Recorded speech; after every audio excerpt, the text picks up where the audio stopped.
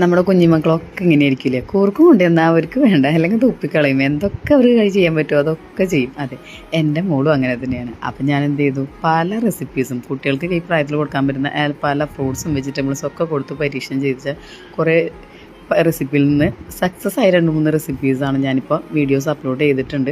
അതെല്ലാം ഒന്ന് കാണാം. ഇതിപ്പോൾ ഞാൻ ചെയ്തിരിക്കുന്നത് 3 ഇൻഗ്രീഡിയൻസ് വെച്ചാണ്.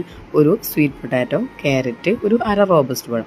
ഇതെല്ലാം ഞാനൊരു 20-25 മിനിറ്റോളം നന്നായി ആവി കയറ്റി ഉടച്ചെടുക്കാൻ പറ്റുന്ന രീതിയിൽ തന്നെ ചെയ്തിട്ടുണ്ട്. അപ്പോൾ റോബസ്റ്റിൻ്റെ ഒപ്പം ഇടാതിരിക്കും, ഞാൻ ഇട്ടിട്ട് അത് ആകെ നാശമായിപ്പോയി. അപ്പോൾ ഞാൻ വേറൊരു 10 മിനിറ്റ് അല്ലെങ്കിൽ 5 മിനിറ്റോളൊക്കെ വേവിച്ചെടുത്തൊരു വേറെ റോബസ്റ്റാണ്. അപ്പോൾ ഇതെല്ലാം ഞാൻ ഉടച്ചെടുത്തിട്ട് ഇതിൽ നിന്ന് കുറച്ച് മാത്രം ഞാൻ എടുക്കുന്നുള്ളൂ. ബാക്കി ഞാനൊരു പാൻ കേക്ക് എൻ്റെ വേറെ ചെറിയ കുട്ടിക്ക് പാൻ കേക്കായിട്ട് ഉണ്ടാക്കി കൊടുക്കാൻ വേണ്ടി വെച്ചിരിക്കുന്നതാണ്.